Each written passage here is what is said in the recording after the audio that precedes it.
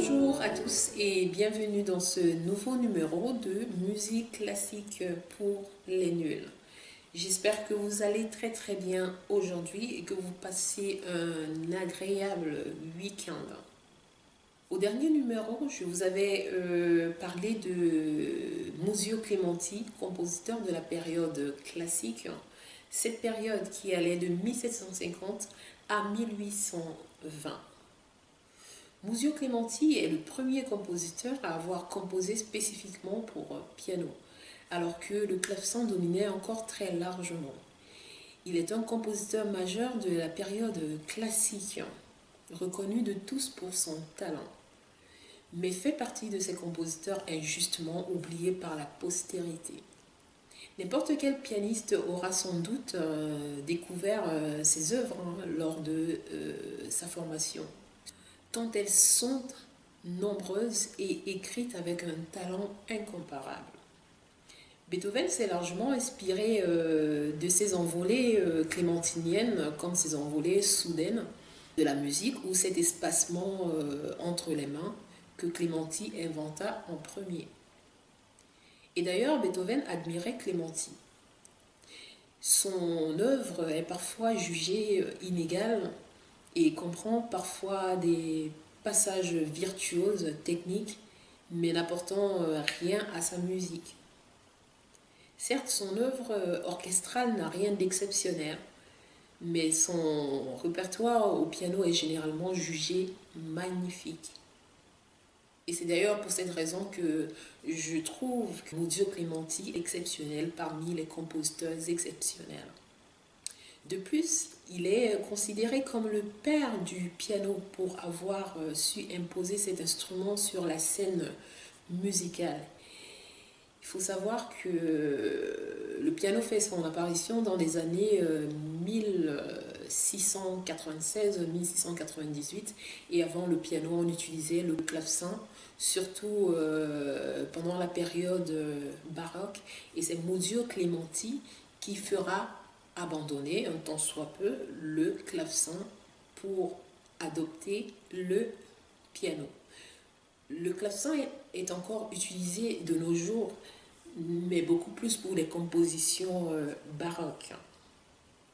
Muzio Clementi naît à Rome en 1752 dans les États du pape.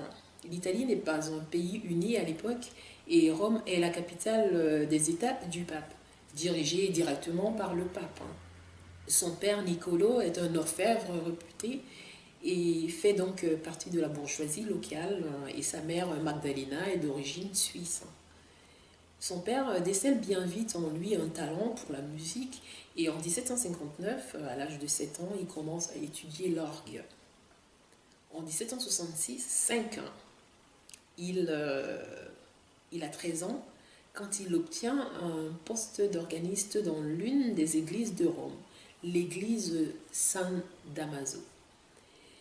Dès l'année suivante, en 1766, un très riche Anglais nommé Peter Beckford le remarque et propose un contrat à son père pour l'amener dans sa propriété en Angleterre, dans le Devon, où il recherche un claveciniste pour animer ses soirées mondaines. En échange, il s'engage à former le jeune homme gratuitement et celui-ci lui devra ses services jusqu'à l'âge de 21 ans. C'est ainsi que le jeune Muzio Clementi, encore adolescent, part s'installer en Angleterre. Bien que formé au clavecin à la base, il s'intéresse également à ce nouvel instrument qu'est le piano. En 1774, il est finalement libéré de ses obligations envers Peter Beckford et part s'installer à Londres, où il se fait vite remarquer pour son talent au piano et compose ses premières sonates. En 1778, il est engagé comme chef d'orchestre au King's Theatre de Londres, qui est connu pour jouer de nombreux opéras italiens à l'époque. À partir de 1780, ses sonates pour piano opus 3 et 4 contribuent enfin à le faire connaître comme compositeur, et c'est le début d'une grande notoriété à la fois comme compositeur et comme pianiste. Il entreprend une tournée en France où il joue devant la reine de France, Marie-Antoinette. À l'époque, de nos jours, il n'y a plus de reine, de roi en France, du moins pas de manière officielle. La reine Marie-Antoinette, qui est impressionnée, le recommande à son frère Joseph II, empereur d'Autriche. En 1781, il est à Vienne pour se produire devant l'empereur Joseph II en personne. L'empereur décide d'organiser un duel pianistique entre Clémenti, alors très réputé, et Mozart, le jeune prodige autrichien. Mozart est déclaré vainqueur. Il n'a pas un sou de sentiment, de goût. Et, en un mot, c'est une simple mécanique. C'est de cette façon que Mozart, après avoir gagné, parlera de Clémenti en public. Il rajoutera même plus tard que Clémenti est un charlatan, comme tous les Italiens, et qu'il a pu le constater, ce qui était faux, bien évidemment. Clémenti, qui était très admiratif de Mozart, il ne tarissait pas de louanges sur le musicien autrichien, sera très blessé quand il finira par apprendre ses propos.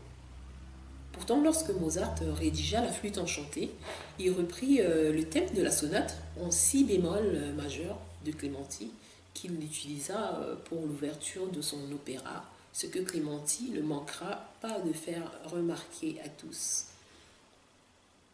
Et c'est assez étrange de critiquer quelqu'un de cette manière et après utiliser l'une de ses compositions pour ses propres compositions. Muzio Clémenti part ensuite à Lyon après un court séjour à Zurich, et c'est à Lyon qu'il rencontre Victoire Humbert, dont il tombe amoureux. Malheureusement, son père refuse sa demande en mariage et dépité, il finit par retourner à Londres en 1786. Une fois de retour à Londres, il est nommé compositeur et interprète officiel des Hanover Square Grand Professional Concert. Et il écrit ses deux seules symphonies, opus 3 et 4. En 1790, il abandonne finalement sa carrière d'interprète au piano pour se consacrer à la composition. Cependant, il continua sa carrière de chef d'orchestre jusqu'en 1796, même si un autre célèbre musicien lui fit de l'ombre, Joseph Haydn, qui était en visite à Londres durant ces années. C'est également en 1790 qu'il publie ses préludes et exercices, une méthode d'apprentissage du piano, et il commence à donner de nombreux cours de piano. Ces cours étaient particulièrement recherchés et très chers. Il faut avouer que Muzio Clémenti était un très très bon prof de piano. Il avait bonne réputation en tant que professeur de piano.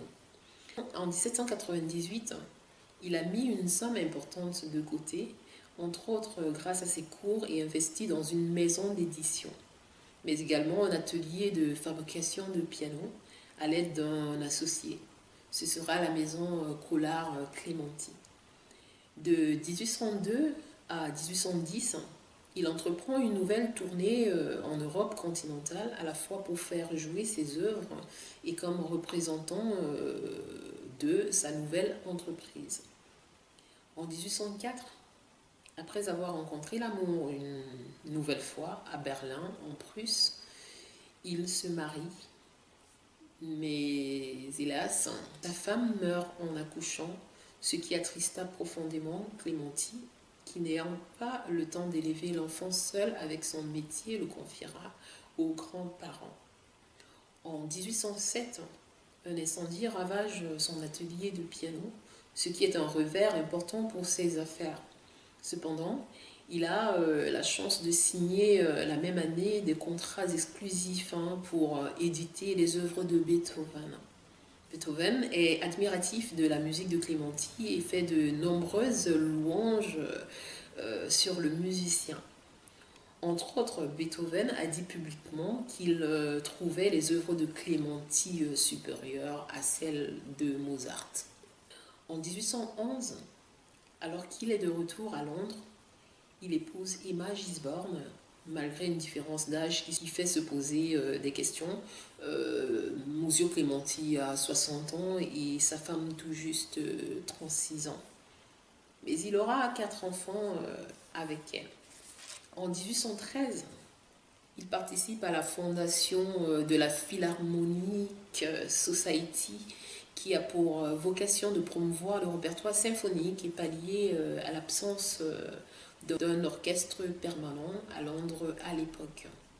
À l'époque, les orchestres ne se formaient qu'à la demande. Il n'y avait pas d'orchestre symphonique, philharmonique préalablement constitué. Il fallait faire une demande afin que les orchestres se forment. Il n'y avait pas d'orchestre permanent.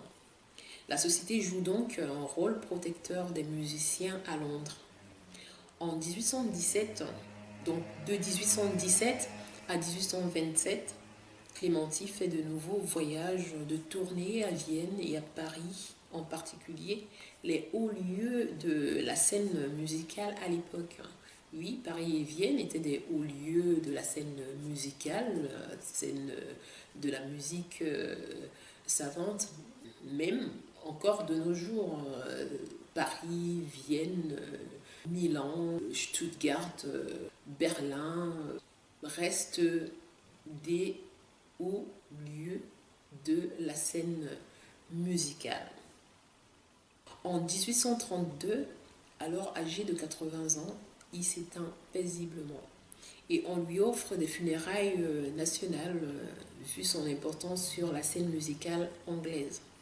Il est même enterré à l'abbaye de Westminster, lieu symbolique où sont couronnés tous les monarques anglais. On retient de son œuvre surtout ses magnifiques sonates pour piano. Il en composa 110 durant sa carrière. Et bien sûr, il faut aussi parler de ses méthodes d'apprentissage encore utilisées de nos jours. Parfois, ce répertoire pédagogique a même éclipsé ses autres œuvres. Généralement, quand on parle de Muzio Clementi, on voit tout de suite les méthodes d'apprentissage et on oublie son œuvre qui est quand même abondante. 110 sonates ou 111 sonates, ce n'est pas rien. Donc voilà tout sur Muzio Clementi, compositeur de la période classique, cette période qui allait de 1750 à 1820. La prochaine fois, nous parlerons d'un autre compositeur, mais cette fois-ci de la période baroque. D'ici le prochain numéro, je vous souhaite une agréable fin de journée et je vous dis à bientôt.